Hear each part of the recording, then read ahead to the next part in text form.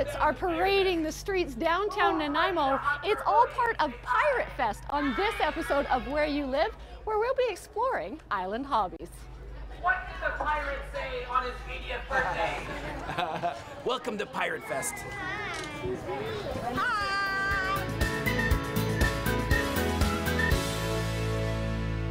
I'm here with event coordinator Margot Holmes. Tell us, what is Pirate Fest? Well, Pirate Fest is kids dressed up as pirates having a great time, just having fun for the day. And what made you plan an event like this for the city of Nanaimo? Well, Pirate Fest is actually, it's our third year, and it's part of Festival Nanaimo. And Frank Ney, the original mayor, or not original mayor, but mayor way back, that was his thing. You know, there's a statue in the harbor, so pirates is really what Nanaimo's all about. And it seemed to draw quite a crowd. There's people out here enjoying themselves all dressed up. What do you think it is about dressing up that draws people and people enjoy? I don't know. I think it's just using your imagination. I think a lot of kids participating made their costumes, so, you know, it's just fun. It is. It's all about fun. And now it's time for some more fun. We're going to check out a story from Rayanne LaPlante about the two-headed giant.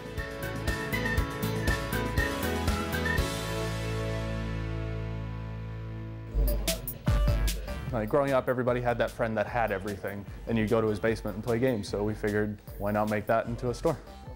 Being a nerd is a cool thing now, where years ago it wasn't so cool. You'd have to hide out in the basements or in the libraries and kind of secretly game.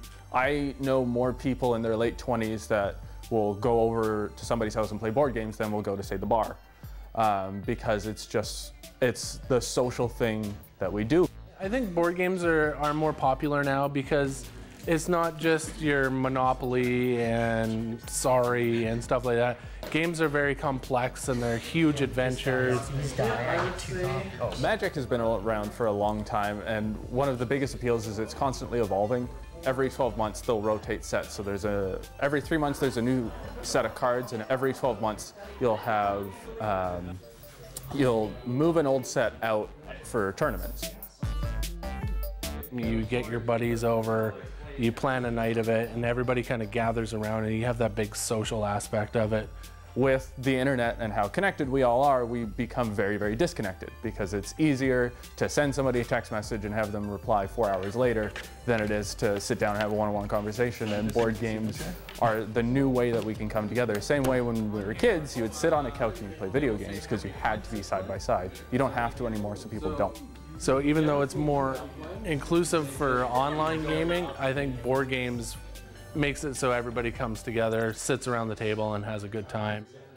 Board games, gaming, and sort of the whole nerd culture has changed a lot. I mean, obviously it's changed socially, where it used to be stigmatized and now it's quite celebrated.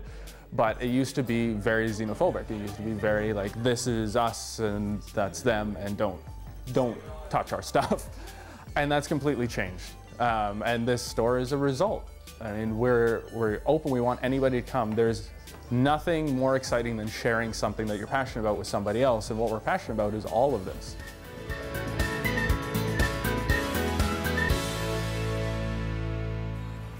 It's one of the best kept secrets in Nanaimo, and we'd like it to become one of the best known facts about Nanaimo, that we have a place where you can use tools without the extreme cost of buying them all yourself, with people to help you learn how to use them. One of the beauties of Jonanco is that everyone is a teacher.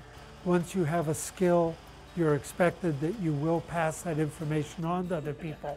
It's a great place for learning new techniques and finding the equipment to use that you couldn't afford or have the space for in today's homes. Anybody 19 or over who shows interest is invited to come in, and the knowledge that you get here is unbelievable. It's just been an excellent experience. As I came up here for the first time about 4 years ago, I wanted to learn wire wrapping, for example, and my mentor taught me, and it went on from there. So I'm at the point where I'm passing my knowledge on, and I've made a lot of friends through passing the knowledge on. The beauty of a place like Jonanco, at the end of the day, you feel you've done something and you've forgotten some of the troubles that are going on in your life.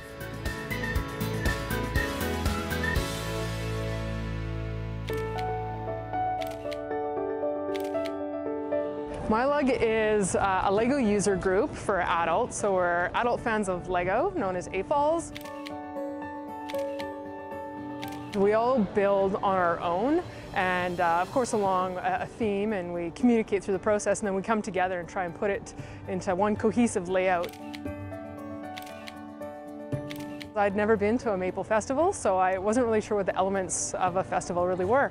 So I did a little research online and tried to put something together that makes sense and is representative of a maple sugar festival. Biggest events that we attend are adult LEGO conventions. So the first one we ever attended was Brick Can over in Richmond. We bring stuff we're building. Folks come from all over the world, and we do challenges, and we listen to talks from experts and watch LEGO made movies, and open it up to the public on the weekends to come look at what we built.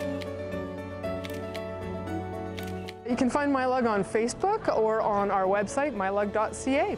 And we're also in the community at a lot of events, so keep your eye out.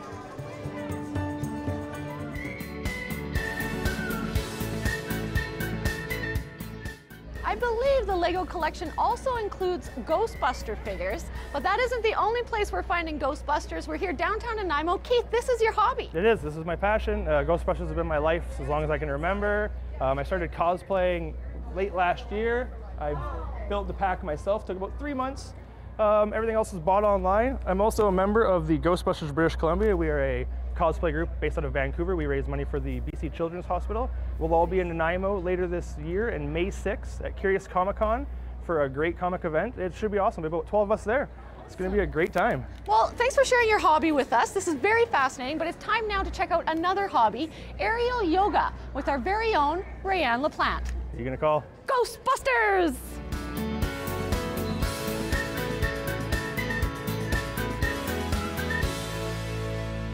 Guess where I am? I'm at Market Studio, and we are going to learn zero-G yoga with Gypsy Heart. And you've been teaching for how long now? 3.5 years. Okay, and we're gonna put me in this hammock that is safe. Oh, correct? absolutely. Each hammock holds up to 2,000 to 4,000 pounds. So it's all rigged and ready to go for you. So you're gonna be my student today, yay! Awesome, and can you do anything in a hammock what you can do on a mat? Absolutely, almost anything you want. So basically we're moving the practice from the mat into the air. Okay. So what do you want to try first? Let's do I don't know any warrior of the one poses. pose. So you're going to come through the hammock like this, and you're going to bring your right foot through. Okay. So you're hanging your right knee into the hammock. Like this? Nope, right through. Yes. Okay. There you go. So now you're going to just kind of peek through the curtain and move your knee forward. Okay. And there you are. You are now into that warrior one pose. Oh. Okay. How does it feel? Can you feel the stretch? Yes. For those that perhaps can't do a traditional yoga class, will want to seek something else out that's going to benefit their bodies, right? So the hammocks is how it brings you into these alignments, how it actually supports you as you're doing your practice. So it makes it actually a little easier than you think. So now from this pose, you can also go into another one. And so you're going to bring your arm through here, pivot on your back heel so it's on a 90-degree angle, and then bring your arms out, and now you can peek through the curtain here, and you'll see that you're in warrior two pose, and bring your knee forward. Okay. There you go. Can you feel that stretch? Yeah. Yeah, see? So you can really see that it really creates that balance and alignment. Okay. Not to mention, so this is called, this particular practice is the zero-G yoga basic class. So this is where we do inversions. What is this called? This is called a pigeon pose, upside down pigeon. Yeah. How do you feel down there? I love it. I'm a pigeon. Great? Look at me fly. Yes. Now don't you feel safe? It feels so great to be upside down and flying. And what's the benefits of being in a hammock compared to the mat? It's just that euphoric feeling of taking all the pressure off your joints and allowing your whole body to be in that anti-gravity state. That is one of the best parts of this practice. Should we go to sleep now? Sure. Okay. Absolutely. So there's lots of benefits to being in the restorative. We'll do one particular pose where we kind of have you half out of the hammock so you can feel that stretch in your back, and then we'll also get you inside as well so you can do something else that's fun in there. Okay. So bringing your hands down, so you're gathering all the material, beautiful material, and you're just going to roll your back onto this bolster, just like that, and then slip your feet inside and lengthen your legs. Good, and you can let go and relax the arms here.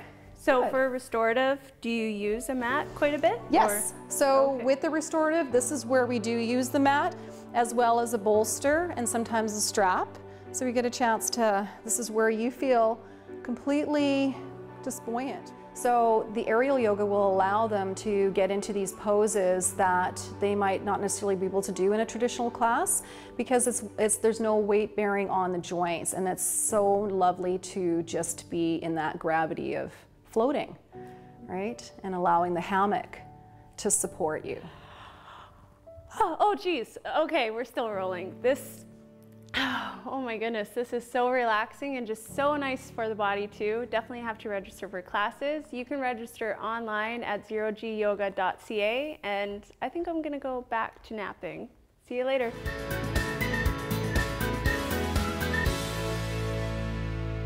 What a beautiful day. The birds are chirping. And the best thing is the snow is gone. Yay! Awesome. Yeah, people are finally outside enjoying themselves again.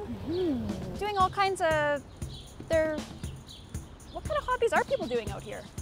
Really good question. Maybe we should go ask them. Let's do it. Okay.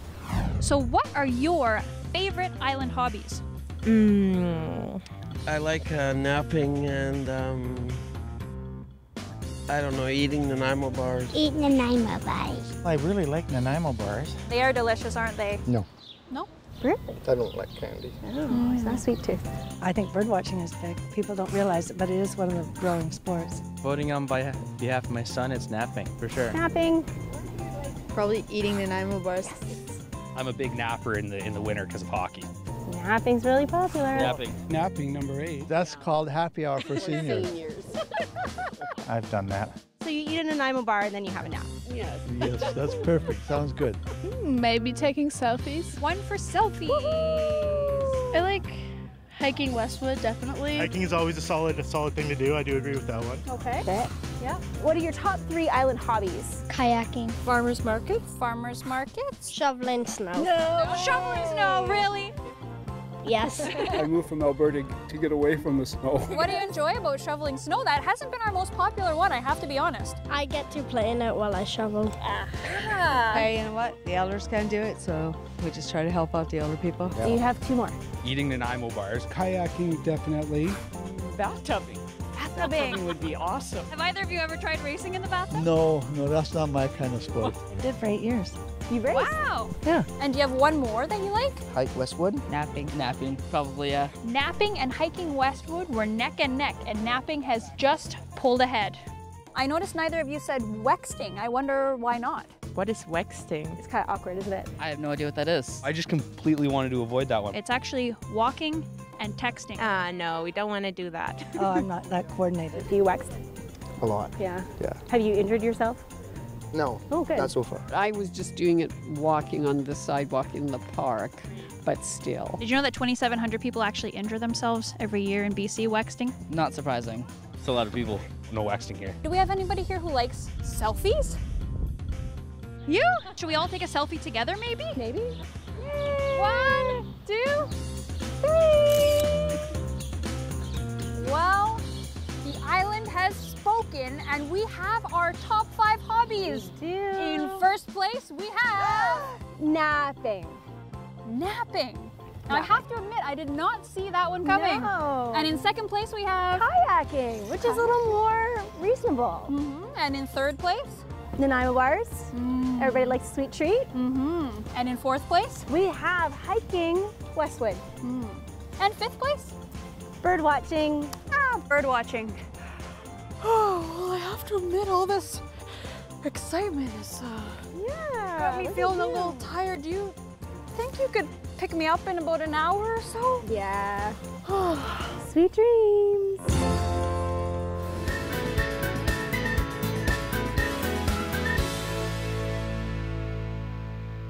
Ahoy there, my name is Dustin. Well, I'm the Purple Pirate. I'm here for Pirate Fest. We are going to do some pirate magic at the Port Theater, and we invite all pirates, maybe professionals like myself, maybe hobbyists like people that came dressed as pirates. Everybody can come and hunt for treasure. Now you are a professional, but there is people here that are dressed up as a hobby, like you say. What do you think the attraction to the dress up, like this is so fun down here. What do you think that attraction is for people? Too right, it is very fun. To be a pirate, if you may not have the time in your daily life to be a real pirate, you do have the opportunity to dress as a pirate and hunt for treasure in the greatest pirate city of all, Nanaimo. All right, well, it's time now for a treasure of its own. It's time for a hobby of making solar boxes with Annette Lucas.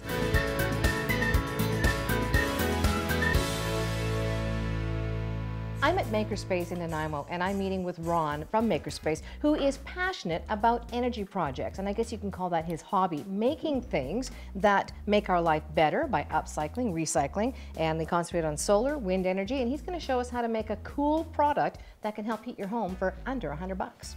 So, what is this item, Ron? Well, what it is I term it a passive solar heater, and it doesn't require to be plugged into the wall. It doesn't require any electronics, and it works strictly from the heat of the sun. All right, now if you're thinking, what works from the heat of the sun? How big does it have to be? Take a look at these. This is kind of the stages for these boxes that he's going to show us how to make. So I buy fence boards from Home Depot, and I build basically a 1x6 box with some braces that are used later on to support the inlet and the outlet of the box when it's done. Home Depot again provides foam, which is perfect. It's got a reflective material on there, stands up to heat very nicely. And from there, we go to the next stage, which is a aluminum metal soffit. This material is very good. It heats up to about 140 degrees Fahrenheit in the sun, just sitting there doing nothing. Okay. The finished product is closing the box up with plexiglass. And it could be regular glass, as long as the light can pass through and there's no interference at all. The last stage is to put on a small solar panel at the top. Now I mentioned nothing plugs in, there's no electronics, but there is some electricity involved in this. On the back of this particular box, you can see the insulated panel that we were talking about. Cold air is drawn in from the bottom. The way that we run air through our power box there, or heater, is by using a small solar panel and just a computer fan. And as I turn it into the sun, you can see that the fan is running. It's pushed up and creates pressure inside the box, and you'll get 90-degree Fahrenheit temperatures out of the outlet. And that's it. Put it in the sun. As soon as the sun comes out, the fan turns on. You start drawing cold air into the box, it heats up, and it pushes it out the top. There you have it, a simple little product, and I want to know how long it takes to build? You can build this in about one afternoon. One afternoon. And Ron, are you going to help people build these again? Yes, definitely. I think it's a great project. It's perfect for this time of year. It's a fabulous idea, and Thank it's you. actually pretty light too. I can pick it up. Thanks for showing us all about the solar heater that you can build for $100 and put in your window and help lower your heating cost.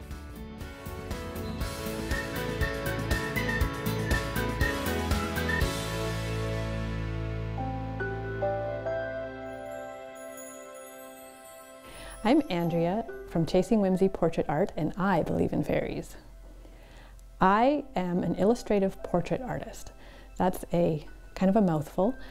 What it is essentially a combination of photography and digital editing to create whimsical fantasy art that can be displayed in your home. The process is done in two parts. There's the aspect of photography, but this is not a regular photography session. You get to come and dress up, little girl, big girls, I do them all. You can have a full fairy gown, you get floral crowns, there's fairy jewelry, whimsical props, a full studio set, an enchanted forest set where you can come and actually be a fairy on a giant toadstool with a reflecting pond at your feet. So once we've done the photo shoot, I will bring those raw images into Photoshop, and that's where I start to create the magic. So this was, here's Liliana sitting on the mushroom like she was outside, and this is where she was looking down at the frog, and this is basically the set. This is how it was seen in there. And I start applying magical techniques to them. I actually digitally paint over top of them to make them look more like a painting. All these magical elements that will just really make for sometimes an impossible scene. You could be with a unicorn. You could be with a giant wolf. You might just be with some fireflies that are flying around. I'm always looking for the whimsy in the world. That's where the name of my company came from, Chasing Whimsy. I'm always looking for the hidden magic that's out there in our world. And I wanted to be able to create images that are going to bring that whimsy to life and allow someone to see themselves in a situation that would be impossible otherwise. I wanted to have pictures of my own daughter like this. That's actually where Chasing Whimsy started, is I thought that would be really fun to have pictures of my daughter. I believe that everyone has a touch of whimsy inside, a little piece of magic within them, and maybe they just need some help to bring that out.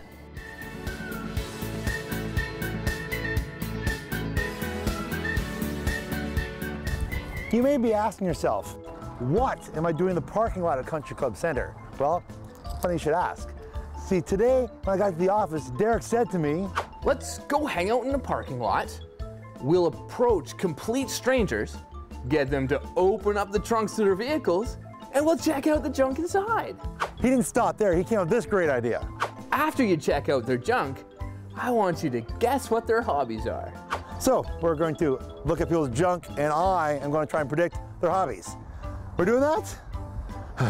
Where You Live presents Junk in the Trunk with Hobbies. Ooh. Card number 1. Junk in the trunk? There we go. Look at that practical stuff here. We're taking drapes down to a good friend and want to install some drapes. Well, isn't that nice of these people?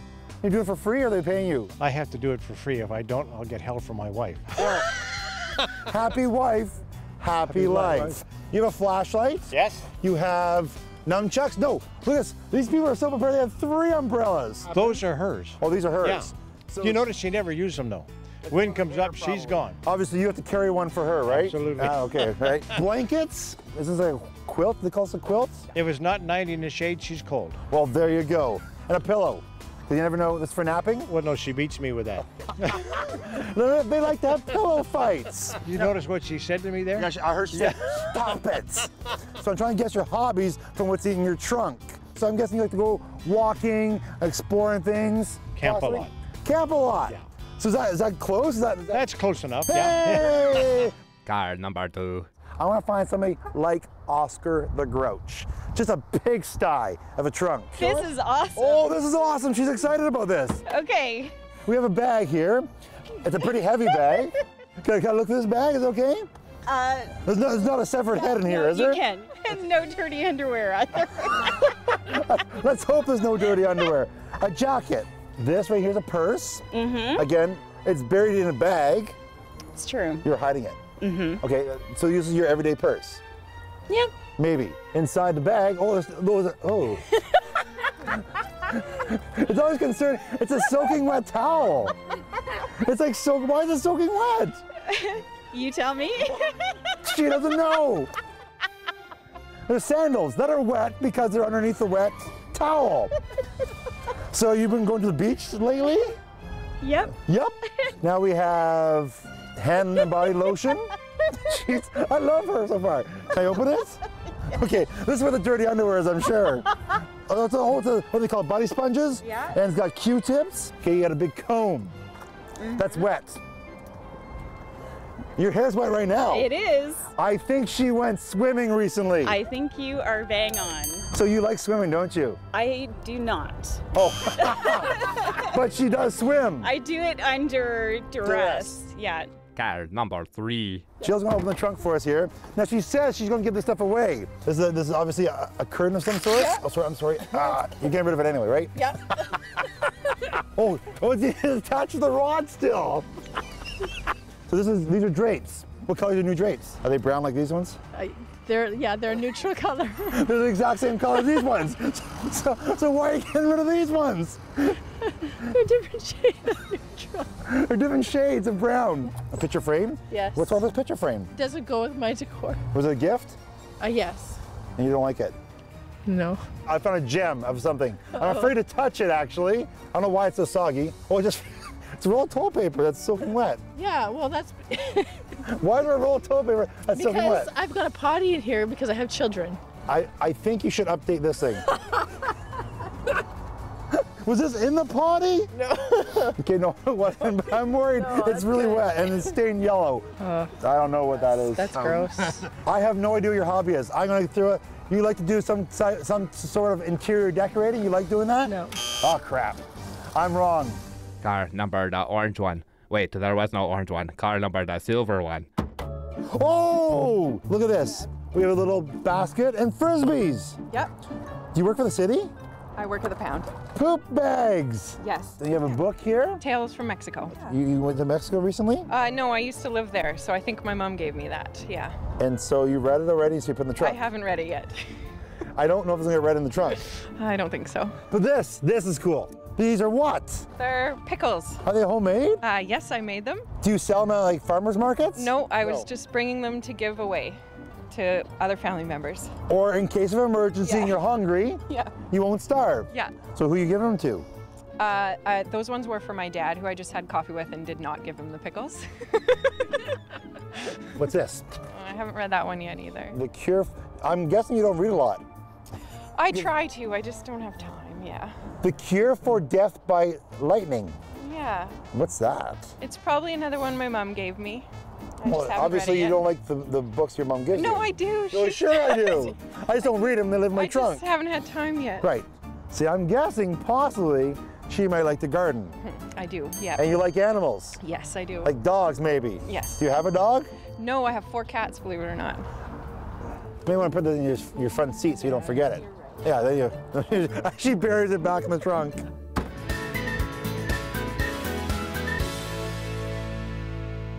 We're here getting our Geek Con at Pirate Fest outside the Geek Con event. I'm here with Harley Quinn and Batman from the DC Universe. Thanks for joining me, guys. Now we're at the end of our episode of Where You Live, and we always pose a question to our viewers.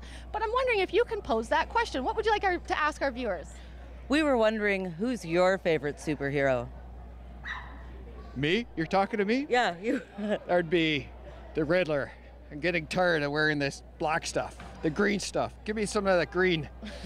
All right, well, that is a great answer. We want to hear what your answer is. Go to our social media page. Let us know who is your superhero. And that brings us to the end of this episode of Where You Live. Thanks for watching. And goodbye from the superheroes of Victoria in Nanaimo.